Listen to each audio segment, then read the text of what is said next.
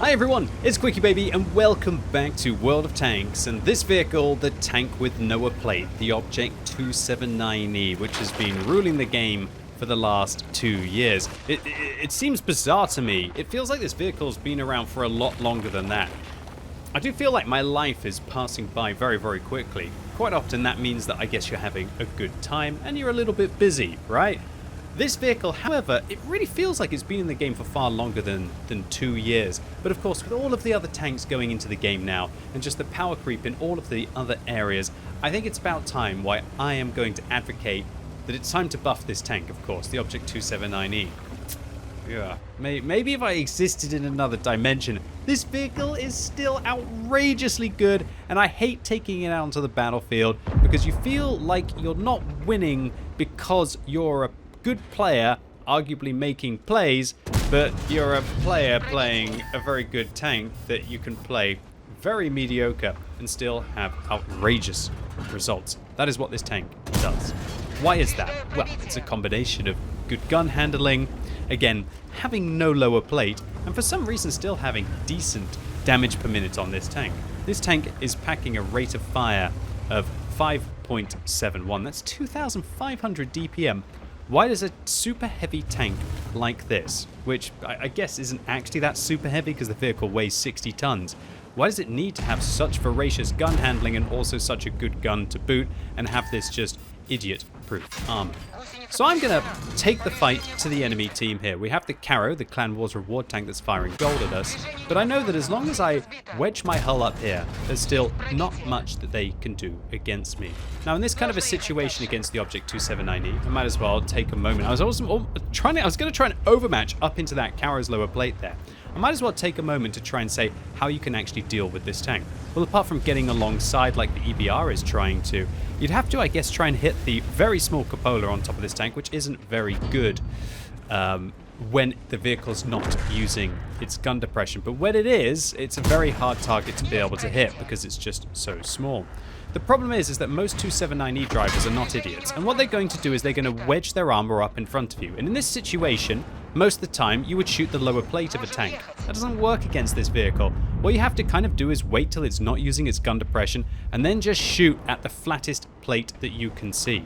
And oh dear, 268 version 4 plowing forwards, and we're going to just lock down the tracks, and every time I play this tank, which I hate doing, again, because of the fact that it feels like the tank plays itself rather than you are playing the tank. It just feels as if you can put it into outrageous positions, even against competitive vehicles, like this Caro player here, who's loading full gold, or the Object 268 version 4 who wanted to YOLO around the corner, and just take it to the enemy team.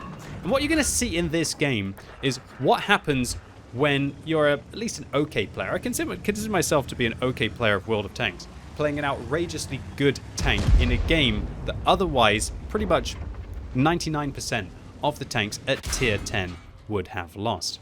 Alright, so the second shell enters my vehicle there from the Manticore. Previously it was the Caro's gold round while we were crossing to be able to get into this forward position that also entered my vehicle. And I'm pretty happy that I've actually pushed into this position. I have no idea how we're losing so many tanks. There's none dead apart from the EBR on my flank. Well, I guess now the Jagdpanzer E100 to add to it.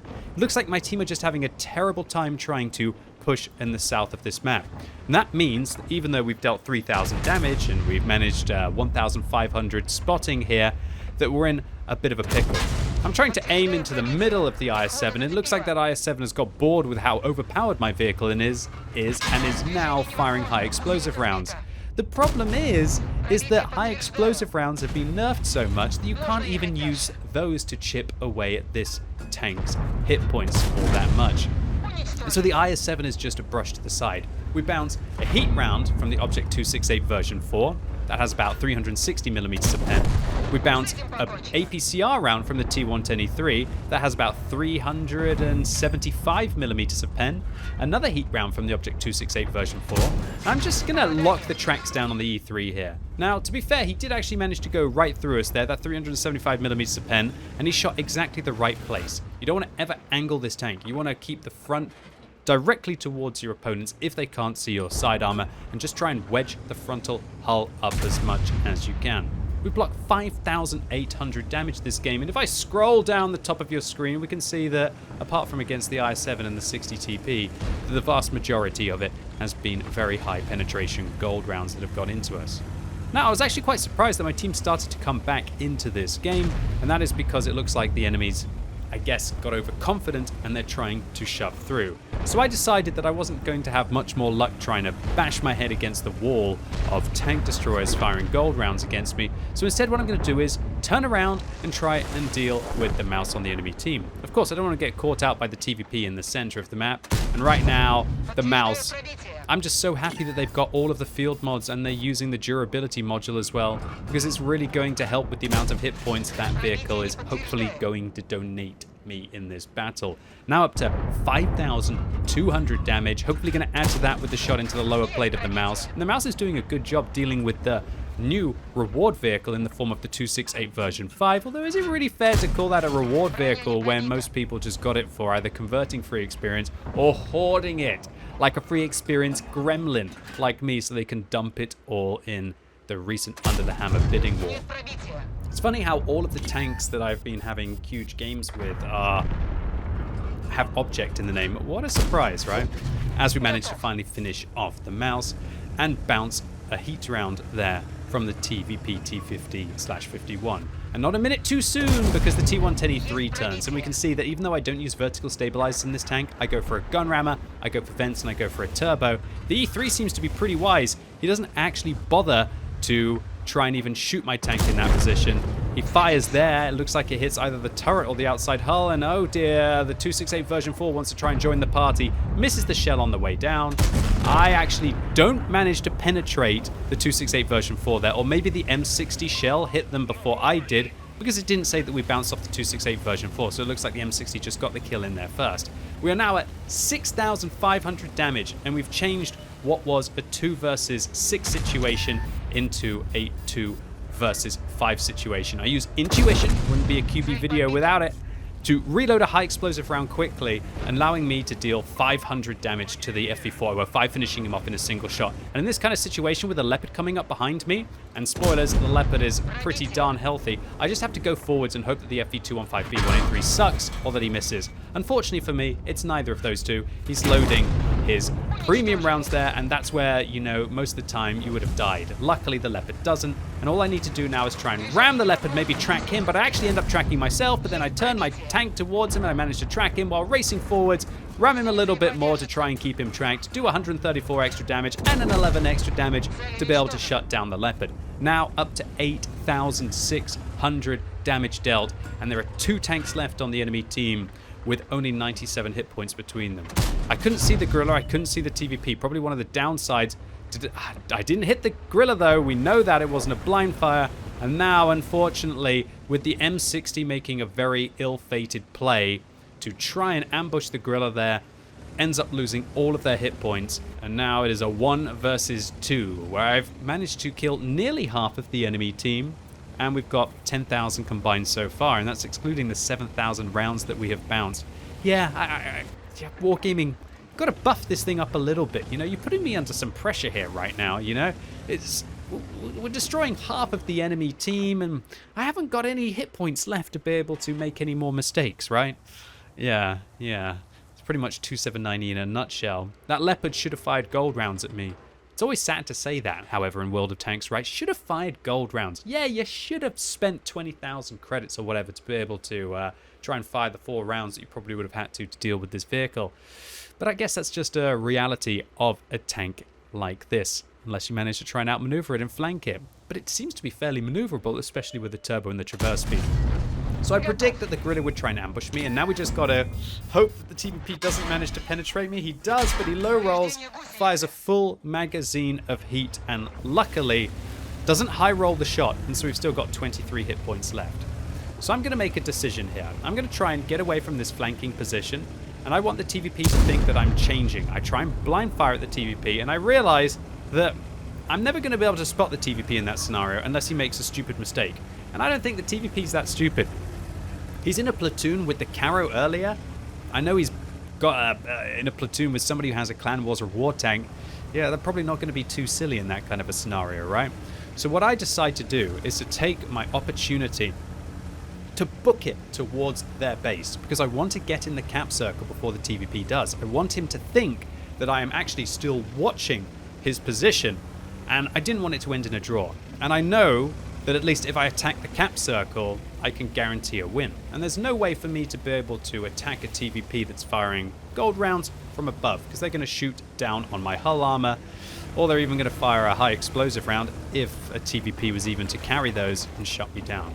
Now I've entered the cap circle, and as long as I enter the cap circle about 6 or 7 seconds before the enemy does, that means that it can no longer be a draw. One of the worst things that can happen in World of Tanks is if both players enter the cap circle at the same time, as in he enters my cap circle and I enter his, and then you kind of just sit there and go, okay, well I guess it's going to be a draw unless one of us leave to be able to go after the other. And then there's a lot of pressure when that happens, because obviously the player who leaves then has to try and attack a player who all they have to do is just survive inside it, if I could even manage to make it back in time. Now, obviously, the TVP will now know where I am. And so I was thinking, how should I set myself up? Where should I even aim? And I'd like to add that this was after, I think, a 9-hour stream, right towards the end of it. I'd say it definitely got my heart rate up a little bit, but still not too much. I've been in these situations a few too many times. When it comes down to it, it's just about trying to protect as much of your tank as you think you're able to, and try and guess where your opponents are going to come from. And the reason why I'm in a third-person view here is because it's quite likely with all the buildings, they might knock one of them down, and that might give me a tell of where the TVP would be, and I'm just now counting down the seconds, thinking with 15 seconds left, am I going to get a full cap, or is that TVP going to come through? And now with not much even time for him to be able to come through the buildings, I decided to just aim through here at the bush, because I feel like that's the only location he could be, and bam. Well, that was a surprise. I didn't see that coming. Nice ambush there by the TVP. Now, obviously, when you're streaming, a lot of people might be thinking, oh, well, the TVP was watching the stream, and that's why he ended up coming behind. But it was actually nice because Monster Energy 974, if that is actually your gamer tag and not an anonymized name, which would be interesting in itself, actually uploaded the replay to the What Replays website for all of us to see from his view. So let's join the battle from the view of Monster Energy. And firstly, Monster Energy, a big thank you to you, the player, not the corporation, for actually uploading this. It was really cool. I'd also like to start by, it's really fun to be able to see the view from the other side. We can see why I couldn't see the Grilla here, and you can see just how close my blind fire was to being able to kill that Grilla. Imagine how much that would have changed the game if that shell, which I fired blind at the Grilla, had hit the tank. Then, of course, the Grilla wouldn't have been able to deal that 700 damage shell to the M60 as they came around the corner while the TVP is shooting at me. Just those little things in World of Tanks, right? Was my blind fire bad? No, I think it was a pretty good stab at where the vehicle was going to be. It's that kind of butterfly in World of Tanks. When something goes right, you can kind of build upon it. And, you know, when fortune just isn't quite on your side, then it's also hard. One thing that's also really fun now is that I can actually see what the team was saying to each other. Now, Monster Energy actually said to me in the whispers that he was on Discord with his platoon mate, who was Zip 2000. So I'll talk more about that in a second. I just wanted to set the scene, so to say. It's interesting to see that the T110E3 is like both cap in this situation. And you know what? I think it would actually be a good idea if it wasn't the fact that I've got these two players completely locked in. This is something that I wanted to highlight. But the reason why I chose to go up into this position is it allowed me to have vision over both of the corridors, meaning that both players were stuck here. And when I'm in a situation where I'm 1 versus 2 with 6 minutes left on the game, all I'm going to do really is just chill and wait. And we can see that I finish off the Grilla. I kind of make a bit of a misplay here. Do you see how I put my vehicle forwards? I should have actually probably tilted my vehicle backwards there, and then it would have been harder for the player to be able to go through my front plate. Now we all know what's going to happen here, but I just want to highlight, as I pick up my 8th kill for the Radley Walters medal, that this is where I know that the player wasn't watching the stream, or that no one from his team was watching the stream or giving them any kind of information. And that is because they just sit here. If they knew that I was making their way back towards their base, they could have gone and they could have capped, or alternatively, they could be already trying to make a flanking play. So it's not until I actually enter the cap circle that Monster Energy reacts to the situation. One thing that's interesting is I had no idea, but Monster Energy had ran out of high explosive anti-tank rounds with the final magazine that they fired at me, and now they're loading HE. Oh, how different this game would have been, or maybe not really, probably would have been able to take me with APCR. So it's pretty obvious what happens here now. The Caro on Monster Energy's team, who's his platoon mate Zip, actually pings the hill. Excuse me, sorry. And Monster Energy told me in the whispers that it was his platoon mate that was suggesting about using this little plateau behind me. So good teamwork there, good communication to be able to let Monster Energy know about this location. We can see the T-123 saying OMG with 10 seconds left on the cap. And there's something quite sad about seeing it. The first shell misses, hits the building, and I have to see my death in slow motion. But good kill. And you know what? I can't be too sad about it. Because, let's be honest, I'm a 279E, and I don't really deserve to win by destroying half of the enemy team and managing to get, you know, that 10,000 combined. It is a 279E after all. Although, on the other hand, I guess you could argue the wargaming...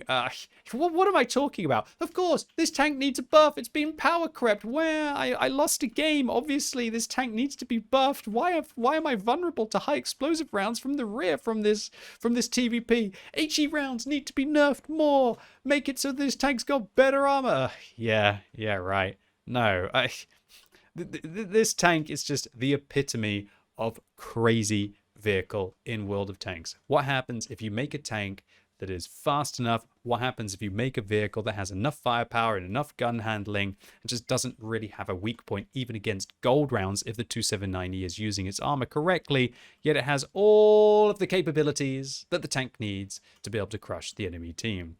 So yeah, while I might make a bit of a parody title for this video, no, this vehicle definitely doesn't need a buff. It actually needs a nerf, as I've been talking about for years, and I was so happy to see that Wargaming, I'm not going to say they listened to me, they probably listened to the community in general, and they banned reward tanks from ranked, which definitely made ranked better, although I would also argue that ranked is still in a pretty sorry state and that Wargaming can definitely make huge improvements to it. So an ace tanker in our defeat here in the Object 279E for a Radley Walters medal for destroying over half of the enemy team, a high caliber for that 8,721 damage dealt, and if we were to also add courageous resistance onto our regular experience, this would have been 1,696 base experience. We really were the Soviet steel wall that was gluing that flank together, but it wasn't enough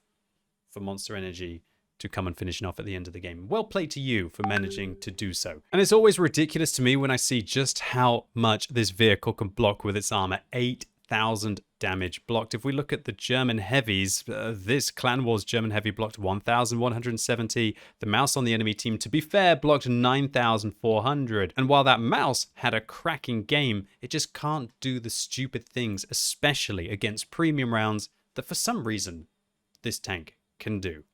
Anyway, ladies and gents, boys and girls, that was it for today. Really hope you enjoyed this video. If you did, give it a thumbs up. If you hated it, give it a thumbs down. And if you're watching this video as it's released on Sunday, it's time for the World of Tanks Tech Tree Showcase, live right now on twitch.tv/QuickyBaby. And this week, the Panzer VII is currently top of the tree, so I'm going to be featuring the entirety of the German super heavy rear turreted line. So if you want to know everything there is to know about all of those vehicles, then feel free to swing by the stream right now. And as always, thank you so much for watching. You've been epic, and hopefully I'll see you soon.